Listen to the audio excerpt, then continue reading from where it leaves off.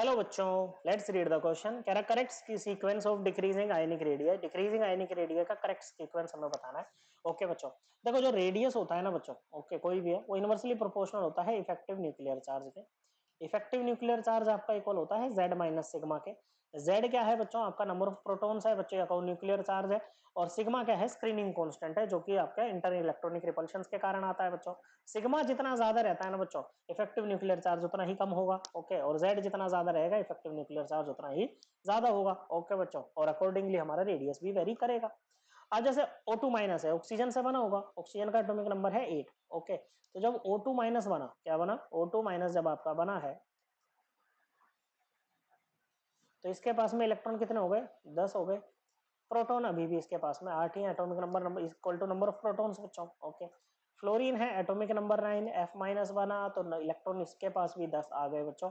Okay, लेकिन proton कितने हैं? 9 है। सोडियम है एटॉमिक नंबर 11 है बच्चों, तो जैसे ही सोडियम प्लस आप बनाओगे तो इसके पास भी 10 इलेक्ट्रॉन हो जाएंगे बच्चों, लेकिन प्रोटॉन 11 है बच्चों। ओके, अब यहाँ पर एक बात देखना कि नंबर ऑफ इलेक्ट्रॉन्स आपके क्या निकल के आ रहे हैं बच्चों? एकदम इक्वल निकल के आ रहे हैं। मैग्नीशियम एटॉमिक नंबर है 12, मैग्नीशियम 2 प्लस बनेगा तो इलेक्ट्रॉन इसके पास भी 10 रह जाएंगे। न्यूट्रल एटम में क्या रहता है? Atomic number equal to number of proton equal to number of electrons बच्चों, लेकिन प्रोटॉन 12 ही रहेंगे बच्चों। ओके, फिर है आपके पास में एल्यूमिनियम एटॉमिक नंबर 13। ओके बच्चों, एल्यूमिनियम 3 प्लस बनाओगे तो इलेक्ट्रॉन बचेंगे 10 और प्रोटॉन रहेंगे 13। सभी के नंबर ऑफ इलेक्ट्रॉन्स इक्वल है, इसका मतलब ये सभी क्या है? आपकी आइसो इलेक्ट्रॉनिक स्पीशीज है। ओके बच्चों, इसका नंबर ऑफ इलेक्ट्रॉन इक्वल है तो सिग्मा वैल्यू तो क्या रहेगी बच्चों? कांस्टेंट रहेगी, यहाँ पर सेम रहेगी सबकी।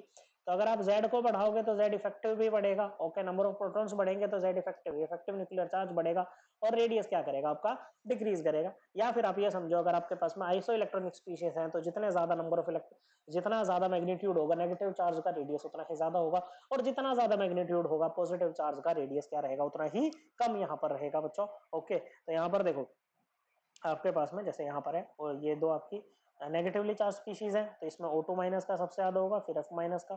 फिर आप आ जाओ बच्चों पॉजिटिवली चार्ज स्पीशीज पे, जितना कम चार्ज उतना ज्यादा रेडियस, Na प्लस, फिर Mg2 प्लस, और सबसे पीछे कौन रह जाएगा इसमें? Al3 plus. ये ऑर्डर हमें ऑप्शन 1 में दे रखा है। करेक्ट आंसर है हमारा ऑप्शन 1। आई होप आपको ये एकदम क्लियर हो गया होगा। थैंक यू बच्चों।